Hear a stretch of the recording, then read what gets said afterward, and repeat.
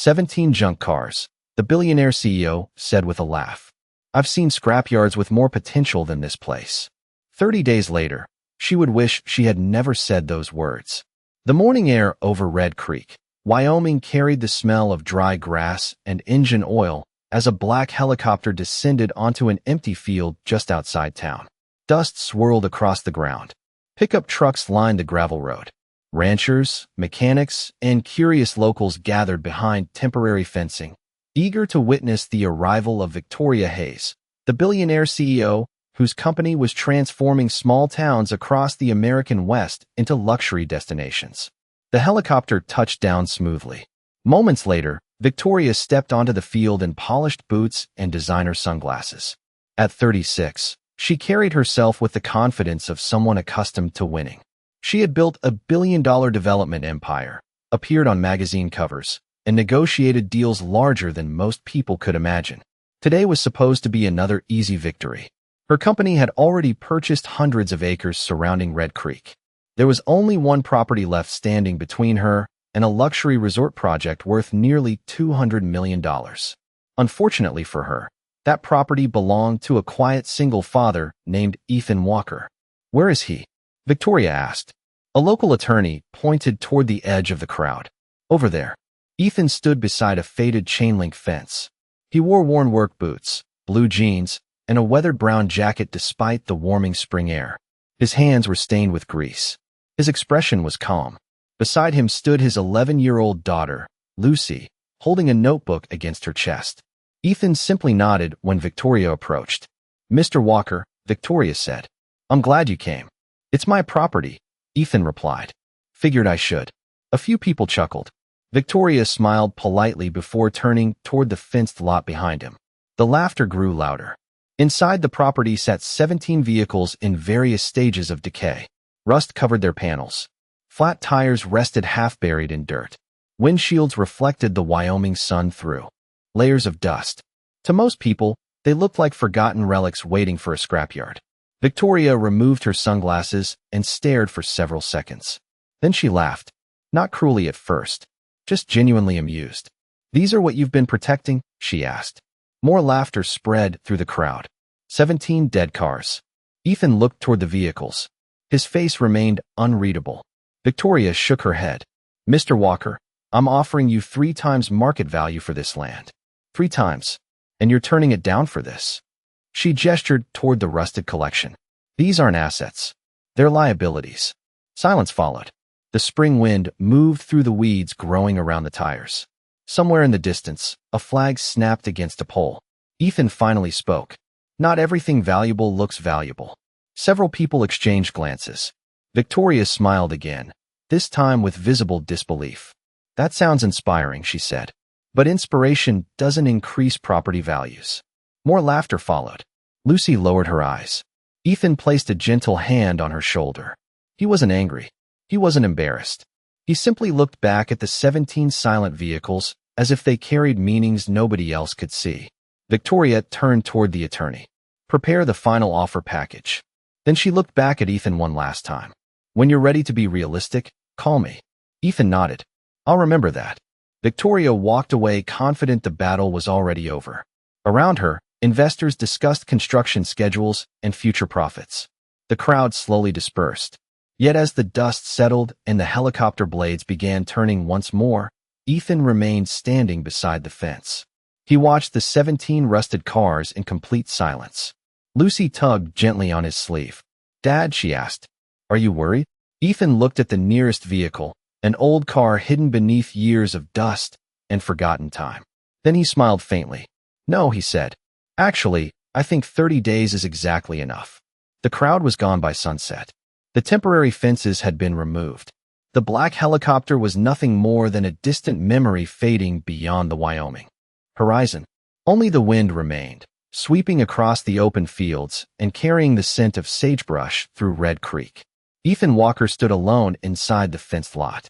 Long shadows stretched across the ground as the last golden light settled over the 17 silent vehicles. They looked no different than they had that morning. Rust still covered their bodies. Dust still coated their windows. To anyone passing by, they were still nothing more than forgotten machines. Lucy climbed through the gate carrying 2 paper cups of coffee and hot chocolate from the diner. She handed the chocolate to her father. "Everybody thinks she is right," Lucy said quietly. Ethan took the cup and nodded. "Most people usually do." Lucy glanced toward the nearest car. "Do you ever get tired of hearing it?" Ethan smiled faintly. "Hearing what?" "That you are wasting your life out here." For a moment, he did not answer. The evening breeze rustled the dry grass around them. Somewhere beyond the property line, a train horn echoed across the valley. "People see what is easy to see," Ethan finally said. "That does not make them wrong. It just means they do not know the whole story." Lucy looked at him carefully. She had heard versions of that answer for years. Yet tonight felt different. Something had shifted after Victoria's visit. The entire town was watching now, waiting, judging. Ethan walked toward an old metal storage building at the back of the property. The padlock clicked open. He pulled the door aside. Lucy followed him inside. Dust floated through narrow beams of evening sunlight.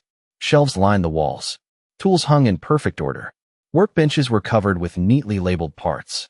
But it was the large wooden table in the center that caught her attention. A thick leather notebook rested there. Ethan opened it carefully. Page after page contained handwritten notes, diagrams, photographs, dates, and names. 17 sections. One for each vehicle. Lucy stared. "You have been updating this for years." Ethan nodded. "Almost 10 years." She turned another page. An old photograph was attached beneath clear plastic. A smiling man stood beside one of the cars when it was brand new. The edges of the picture had faded with time. Who was he? Lucy asked. Ethan looked at the photograph for several seconds. His expression softened. His name was Walter Grayson. He turned another page. A different vehicle. A different photograph. Another name. Then another. And another. 17 names. 17 stories. Lucy slowly realized something she had never fully understood before. Her father did not see cars when he looked at that lot. He saw people. Memories. Promises. "You remember every one of them," she whispered. Ethan closed the notebook gently. Some things deserve to be remembered. The room fell silent. Outside, darkness settled over the property. The old vehicles became shadows against the fading sky. Then Lucy noticed something unusual. Several pages near the back of the notebook contained fresh notes. New diagrams. New measurements. Recent dates. "Dad," she said, "you have been working on all of them." Ethan gave a small nod. "Every night? Even after your shifts?" "Yes." Lucy looked surprised. "Why now?" Ethan walked toward the door and stared out at the dark shapes waiting beyond the fence. The corners of his mouth lifted slightly. Not a smile of pride. Not a smile of revenge. A smile of quiet certainty. "Because," he said softly, "for the first time in years, the clock is finally moving." And as the last sunlight disappeared behind the Wyoming hills, neither Lucy nor anyone else in Red Creek yet understood that the 17 silent vehicles were hiding a secret far greater than money. 3 days later, the rumors had spread far beyond Red Creek. People talked about the land dispute at the diner, at the feed store, and in every booth of the truck stop along Highway 287. Most of them shared the same opinion. Ethan Walker was making a mistake. Some called him stubborn. Others called him foolish. A few said he was living in the past. Yet every evening after work, his old pickup truck still rolled through the gate of the fenced property at exactly 6:15. And every evening, long after the town lights dimmed, the sounds of tools echoed softly from inside the old metal building. On a cool Thursday night, Lucy sat on a wooden stool near the workbench doing homework beneath a hanging lamp. The garage smelled of machine oil, old metal, and fresh coffee. Ethan worked quietly beside a stripped-down engine resting on a steel stand. The rhythmic click of a wrench filled the room. Neither of them spoke much. They rarely needed to. Finally, Lucy looked up from her notebook. "Dad, can I ask something?" Ethan tightened one final bolt before setting the wrench down. "Always." She hesitated. "Why did you never tell anyone about the notebook?" Ethan wiped his hands with a shop towel. "Because the stories were never mine to tell." Lucy glanced toward the leather notebook resting on the table. The question had been bothering her since the night she discovered it. "Then why keep it?" she asked. Ethan walked over and opened the cover. Several loose photographs slipped into view. Faces, families, smiles frozen in time. He studied them for a moment. Because somebody should remember. The fluorescent light hummed softly overhead. Outside, A light rain tapped against the metal roof. Ethan carefully turned a page. Lucy noticed another name she had never seen before. Samuel Pierce. Attached beneath the name was an old photograph showing a young man standing proudly beside a bright red convertible. Who was he? Lucy asked. Ethan smiled. One of the kindest people I ever knew. He paused before continuing. Every Saturday morning, he would bring breakfast for half the mechanics in town. He never forgot a birthday. Never forgot a name. Lucy studied the photograph. And that is his car. Ethan nodded. One of them. What happened to him? For a brief moment, sadness crossed Ethan's face. Not the sharp sadness of grief. The quieter kind that arrives after many years. Life moved on, he said gently. But some promises stay. Lucy looked around the garage. Suddenly, the 17 vehicles outside felt different. They no longer seemed like abandoned machines. They felt like chapters of unfinished stories. The rain intensified. Water streamed down the windows. Ethan closed the notebook and returned to the engine. The clock on the wall showed 9:23. Most people in town were home watching television or preparing for bed. Ethan was just beginning another night of work. Lucy watched him carefully. How much longer? She asked. Before what? Before all of this is ready. Ethan considered the question. He glanced toward a large calendar pinned beside the workbench. Several dates were circled in red. Every day seemed planned down to the hour. 27 days, he answered. Lucy blinked. You know exactly? Yes. How? Ethan smiled. Because I have been preparing for 10 years. The answer hung in the air. Even Lucy felt a chill despite the warmth of the garage. 10 years. Not 10 days. Not 10 months. 10 years of planning. 10 years of gathering parts. 10 years of late nights and early mornings. Outside, lightning flashed far beyond the distant hills. The garage briefly glowed silver before darkness returned. Then something caught Lucy's eye. A stack of envelopes sat near the notebook. Some looked brand new. Others appeared recently mailed. What are those? She asked. Ethan followed her gaze. For the first time all evening, a different expression appeared in his eyes. Not sadness. Not determination. Anticipation. Invitations, he said quietly. Lucy frowned. For who? Ethan looked toward the rain-covered windows and the 17 silent shapes waiting beyond them. Then he gave an answer that would stay with her for the rest of her life. For people who think they have been forgotten. 24 days remained. The countdown had become impossible to ignore. Every morning, new survey markers appeared around Red Creek. Bright orange flags dotted open fields. Construction trucks rolled through town carrying equipment for Victoria Hayes' future resort. Her company had rented office space above the old hardware store, and large architectural renderings filled the windows facing Main Street. Everywhere people looked, they saw signs of change. And everywhere Victoria looked, she saw one stubborn piece of land refusing to disappear. Late Monday afternoon, she stood inside the temporary project office reviewing development schedules with her executive team. Through the large window, she could see the distant hills glowing beneath the Wyoming sun. We are still waiting on Walker, one attorney said. Victoria barely looked up from the documents. He will sell eventually. Another executive shifted uneasily. The local press is starting to ask questions. Victoria sighed. About what? About the cars. That finally caught her attention. The cars. The executive nodded. People are talking about them. There are rumors all over town. Victoria leaned back in her chair. Rumors that 17 rusted vehicles are somehow valuable. A few people chuckled, but one member of the team did not. Marcus Reed, the company's financial analyst, adjusted his glasses and slid a folder across the table. Actually, I spent some time looking into a few of them. Victoria raised an eyebrow. Why? Because I was curious. She opened the folder. Inside were photographs, vehicle registrations, and old auction records. Some of these models are unusual, Marcus explained. Not valuable in their current condition, but unusual. Victoria flipped through the pages. One vehicle had been manufactured in limited numbers. Another was connected to a small racing team decades earlier. A third had an ownership history stretching back nearly 50 years. Interesting, she said, but not important. Marcus hesitated. Maybe not. Still, there is something strange about the collection. Victoria closed the folder. The only strange thing is that a grown man has spent 10 years protecting junk cars instead of taking a life-changing offer. The meeting moved on. Yet later that evening, as she drove through town, She found herself turning toward the property almost without thinking. The sun was setting. Long shadows stretched across the ground. She parked along the roadside and stepped out. The gate remained closed. Inside the fence, Ethan worked beneath portable lights. Lucy sat nearby organizing tools. Neither of them noticed her at first. Victoria stood quietly. The sounds drifting through the evening air surprised her. Not frustration. Not chaos. Purpose. Every movement appeared planned. Every tool had its place. Every task followed a schedule. Ethan was not tinkering. He was executing something. Lucy handed him a binder. Ethan checked a page and nodded. Then he moved to another vehicle and continued working. Victoria frowned.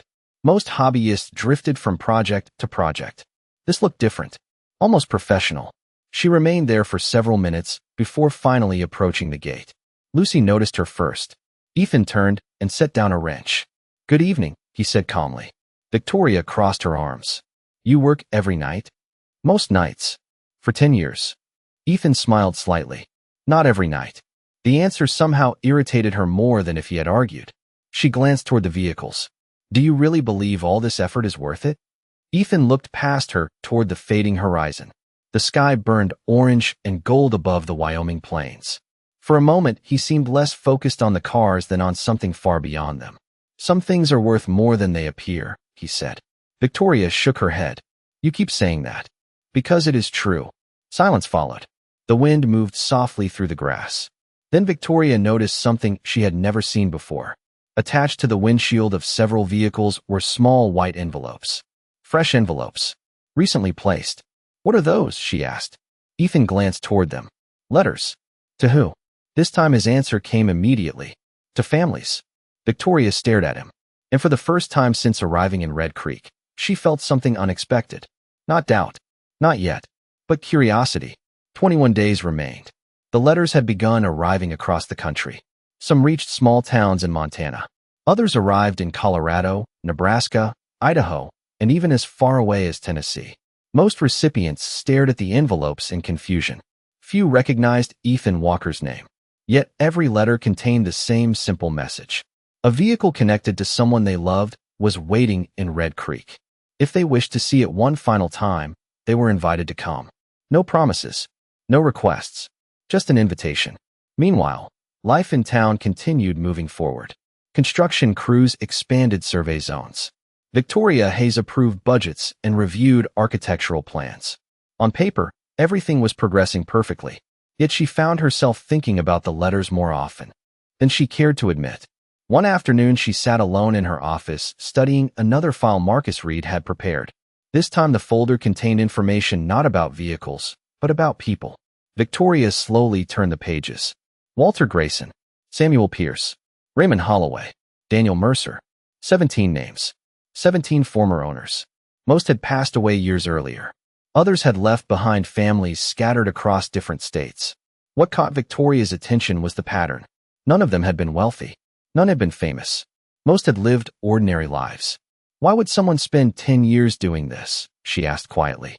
Marcus sat across from her desk. That is the question I cannot answer. Victoria stared through the office window. The answer should have been obvious. It should have involved money, profit, or hidden value. Those were motivations she understood. But every piece of information pointed somewhere else entirely. Later that evening, as the sun settled over the plains, Lucy found Ethan sitting alone inside the garage. The leather notebook lay open before him. Several photographs covered the table. He appeared lost in thought. "Dad?" Lucy asked softly. Ethan looked up. "Yeah." She sat beside him. "Can I finally know why all this started?" For a moment he remained silent. The old wall clock ticked steadily in the background. Outside, a cool breeze rattled the loose metal siding. Finally, Ethan nodded. "You are old enough." He picked up one photograph and handed it to her. The image showed 17 men standing together beside a row of vehicles nearly a decade earlier. They were smiling, laughing, covered in grease and dust from a long day of work. "Who are they?" Lucy whispered. Ethan looked at the photograph carefully. "Friends." His voice carried a warmth she rarely heard. "The best kind." Lucy studied the faces. Some appeared young. Others already carried gray hair. Yet all of them seemed connected by something deeper than work. Ethan slowly leaned back in his chair. Years ago, when your mom passed away, everything fell apart. Lucy lowered her eyes. They rarely talked about that time. I was angry, lost, broke. Ethan smiled sadly. I thought I could handle everything by myself. The garage fell quiet. The only sound came from the distant hum of insects outside. Then these men showed up. He pointed to the photograph. One brought groceries. Another fixed the roof. Someone else paid a utility bill without telling me. Lucy listened carefully. Ethan continued. Every time I thought I was out of options, one of them stepped in. His fingers rested gently on the photograph. Not because they wanted recognition. Not because they expected anything back. They just cared. Lucy felt her throat tighten. Ethan rarely spoke this openly. And the cars? She asked. Ethan smiled faintly. The cars were theirs. The answer landed with unexpected weight. Suddenly everything made sense. The notebook. The years of work. The invitations. The promises. Ethan looked toward the dark lot outside the garage doors. 17 silent shapes waited beneath the evening sky. After they were gone, he said quietly, people forgot them. His eyes remained fixed on the darkness. I never could. And for the first time, Lucy understood that her father had never been restoring vehicles at all. He had been restoring memories. 14 days remained. The countdown that had once belonged only to Ethan now belonged to the entire town. Red Creek had become strangely divided. Some people still believed he was wasting time chasing memories. Others had begun to wonder whether something bigger was unfolding behind the rusted gates. Every evening, more vehicles slowed near the property. Drivers glanced through the fence before continuing down the road. Curiosity had replaced laughter. On a bright Saturday morning, the first visitor arrived. A silver pickup truck rolled slowly into town and stopped outside Ethan's property. An elderly woman stepped out carrying a small cardboard box. Her name was Margaret Pierce. Lucy recognized it immediately. Pierce. The same last name she had seen in the notebook beside Samuel's photograph. Ethan met her at the gate. For a moment, neither spoke. Then Margaret smiled through tears gathering in her eyes. I got your letter, she said softly. Ethan nodded. I am glad you came. She looked past him, toward one of the vehicles resting beneath a canvas cover. Her hand trembled slightly. I have not seen it in 23 years. The morning breeze moved gently through the cottonwood trees. Ethan opened the gate and invited her inside. Lucy watched from nearby as Margaret approached the vehicle. She did not touch it immediately. She simply stood there staring, like someone looking at a doorway into another life. He loved this car, she whispered. Ethan smiled. I remember. Margaret laughed quietly through her tears. Of course you do. Later that afternoon, another family arrived. Then another. By sunset, 4 different groups had visited the property. Each carried photographs, stories, memories. Every conversation revealed pieces of lives Ethan had spent years protecting. Lucy noticed something remarkable. The visitors never talked about money. They never asked what the vehicles might be worth. They spoke about birthdays, road trips, first jobs, Sunday afternoons, family traditions, the things that actually mattered. Meanwhile, across town, Victoria Hayes sat alone in her office long after her staff had left for the weekend. Through the window, she could see lights glowing near Ethan's property in the distance. The reports on her desk suddenly felt less important. Construction permits, financial projections, marketing strategies. All of it remained valuable. Yet somehow it felt smaller than before. Marcus Reed entered carrying a fresh folder. More visitors today, he said. Victoria looked up. How many? 4 families. He placed several photographs on her desk. Images taken from public social media posts. Families standing beside old vehicles. Smiling, crying, reconnecting with memories they thought had disappeared forever. Victoria studied the images carefully. He planned all of this. Marcus nodded. For years. Silence filled the office. Outside, the last sunlight faded behind the Wyoming hills. Finally, Victoria asked the question she had avoided for days. Did he ever tell anyone? Marcus looked surprised. Tell them what? Why he was doing it? Marcus shook his head. Not really. Victoria stared at one photograph in particular. An elderly woman, standing beside a weathered car, smiling as though she had recovered something priceless. There was no publicity, no fundraising campaign, no sponsorship. Ethan had not asked for attention. In fact, he seemed determined to avoid it. That realization unsettled her more than anything else. Most people wanted recognition. Most people wanted credit. Ethan appeared interested only in keeping promises nobody else remembered. Later that night, under the glow of the garage lights, Lucy watched her father carefully polish a small chrome emblem removed from one of the vehicles. "Dad," she asked. Ethan looked up. "Yeah." Lucy smiled. "I think people are starting to understand." Ethan studied the emblem for a moment before setting it down. Then he glanced toward the dark silhouettes waiting beyond the garage doors. 14 days remained. The visitors were arriving. The promises were coming home. And for the first time in many years, the forgotten names attached to those 17 vehicles were beginning to live again. 7 days remained. By now, Red Creek no longer felt like the same town. Cars with out-of-state license plates filled parking spaces along Main Street. Hotel rooms were booked weeks in advance. The diner stayed open later than usual because visitors kept arriving, carrying old photographs and stories connected to the 17 names Ethan Walker had spent a decade protecting. What surprised people most was not the growing crowd. It was Ethan himself. Despite the attention, he had not changed. Every morning, he opened the garage before sunrise. Every evening, he worked until the stars appeared over the Wyoming plains. He never gave interviews, never asked for publicity, never tried to explain himself. The work remained the focus.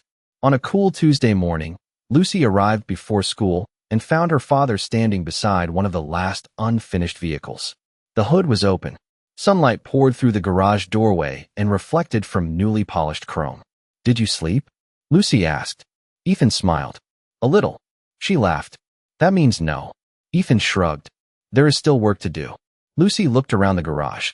For the first time, she noticed how different. Everything appeared. The vehicles were no longer rusted shapes hidden beneath dust and weeds. Fresh paint gleamed beneath protective covers. Tires stood fully inflated. Chrome details reflected the light. The transformation felt almost impossible. "Dad," she said quietly, "they are beautiful." Ethan looked toward the nearest vehicle and nodded. They always were. Later that afternoon, another unexpected visitor arrived. Victoria Hayes parked outside the property and walked through the gate without her usual confidence. She carried no contracts, no attorneys, no presentation materials. Only a small folder tucked beneath her arm. Ethan looked up from his workbench. "Good afternoon." Victoria glanced around the garage. For several moments, she said nothing. The changes were impossible to ignore now. Every vehicle seemed alive again. Not merely restored, but respected. Finally, she spoke. "I was wrong about something." Ethan waited patiently. Victoria took a slow breath. "I thought this was about machines." The garage fell quiet except for the distant sound of wind moving through the cottonwoods. Ethan smiled slightly. Most people did. Victoria opened the folder and removed several documents. "My team located some of the families you could not find." Ethan looked surprised. "You did?" She nodded. 3 of them. Then she handed him the papers. "I thought they deserved invitations too." For a moment, neither spoke. Lucy watched from nearby. Something had changed in Victoria. The sharp edges that once defined her seemed softer now. Less certain. More human. Ethan accepted the documents carefully. "Thank you." Victoria looked away, almost uncomfortable receiving gratitude. It seemed like the right thing to do. The words hung in the air. Simple. Honest. Then she turned toward one particular vehicle parked near the back wall. Whose was that one? Ethan followed her gaze. His expression softened immediately. "Walter Grayson's." Victoria nodded slowly. "The man who helped fix your roof." Ethan smiled. "You have been reading." "I have." Silence settled over the garage once more. Not an awkward silence. A thoughtful one. Outside, the afternoon sun painted long golden lines across the property. The countdown continued. 7 days remained. Families were still arriving. Promises were still returning home. And standing among the 17 restored vehicles, Victoria Hayes began to understand a truth that money had never taught her. Some investments do not create wealth. They create meaning. The final morning arrived beneath a sky so clear it seemed painted across the Wyoming horizon. Before sunrise, vehicles already lined both sides of the road leading to Ethan Walker's property. Families had traveled hundreds of miles to be there. Some carried framed photographs. Others brought old letters, faded snapshots, and memories they had not spoken about in years. By 8 o'clock, nearly the entire town of Red Creek had gathered outside the gates. The air buzzed with quiet anticipation. Nobody seemed completely sure what would happen next. Yet everyone felt they were witnessing something important.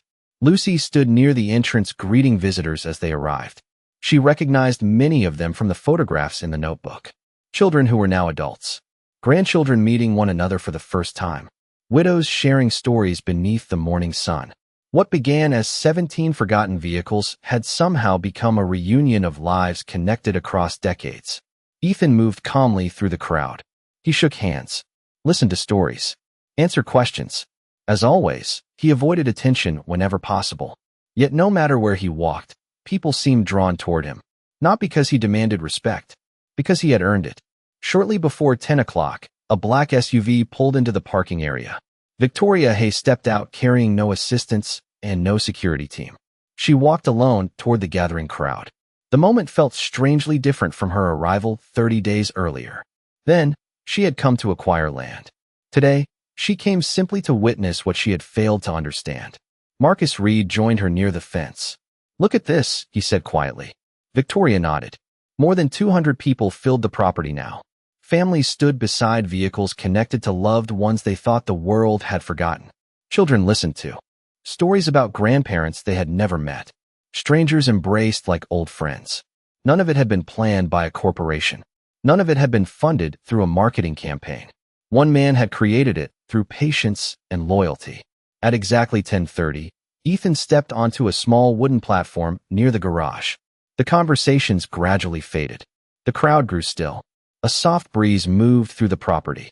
Somewhere in the distance, a meadowlark sang. Ethan looked across the faces gathered before him. For a moment, emotion threatened to overcome him. Then he smiled. "Thank you for coming," he said simply. The words carried across the crowd. No microphone, no grand speech, just honesty. Most of the people these vehicles belonged to never expected to be remembered. He paused. Several visitors lowered their eyes. Others nodded quietly. Ethan continued. "But they mattered. They helped people. They changed lives, including mine." Silence settled over the gathering. The kind of silence that comes when truth reaches the heart before the mind can respond. Ethan gestured toward the vehicles. Fresh paint gleamed beneath the sunlight.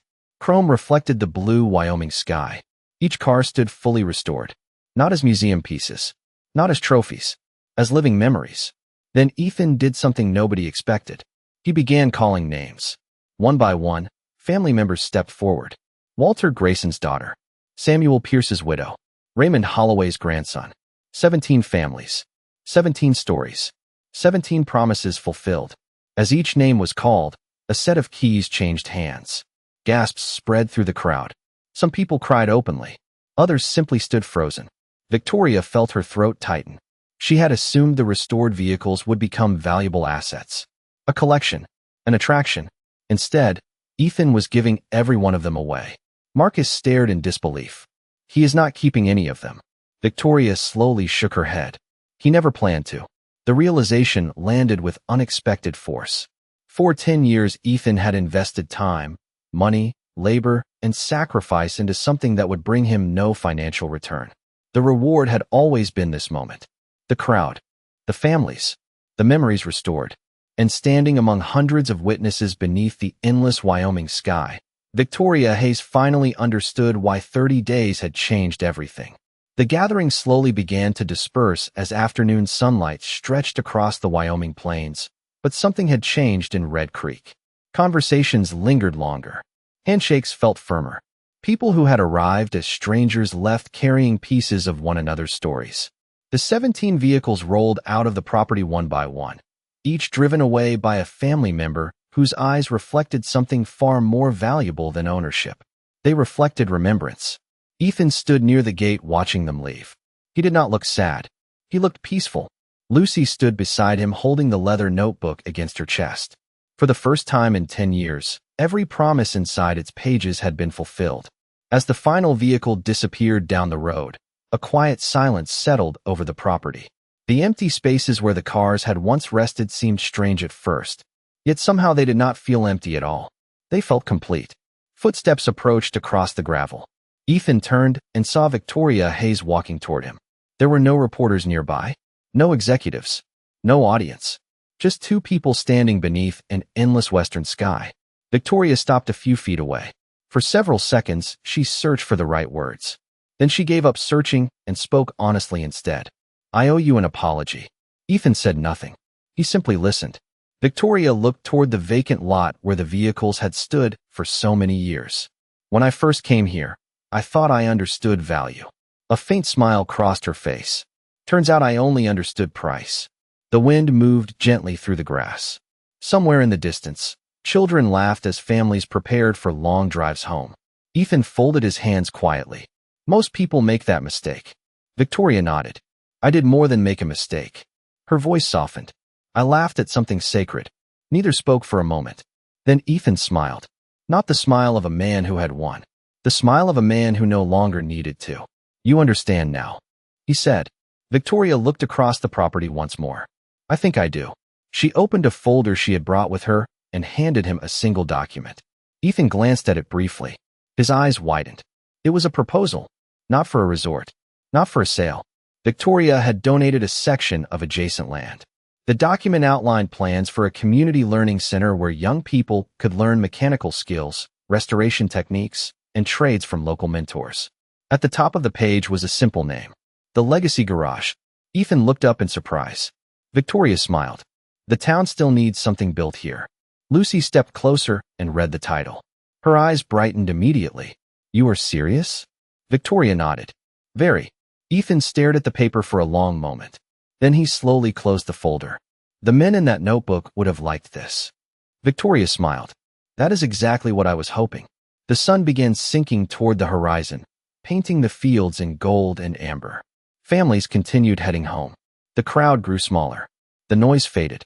Soon only Ethan, Lucy, and Victoria remained near the old gate. Lucy looked at her father. For years she had seen him come home exhausted. She had watched him spend weekends working when others rested. She had heard people call him stubborn, unrealistic, and foolish. Yet standing there now, she finally understood something none of those people ever had. Her father had never been restoring cars. He had been honoring kindness. He had been protecting dignity. He had been proving that quiet goodness does not disappear simply because the world stops paying attention. Ethan looked out across the property one last time. The vehicles were gone. The promises were fulfilled. The memories were safe. And as the evening light settled softly over Red Creek, the place that once held 17 forgotten cars became something far greater. It became proof that the strongest legacy a person can leave behind is not wealth, status, or success. It is the lives they touch, the people they lift, and the kindness that continues long after they are gone. In the end, nobody remembered the argument about the land. Nobody remembered the offers or the contracts. What they remembered was a quiet single father who refused to let good people be forgotten. And that memory, unlike any machine, would never stop running.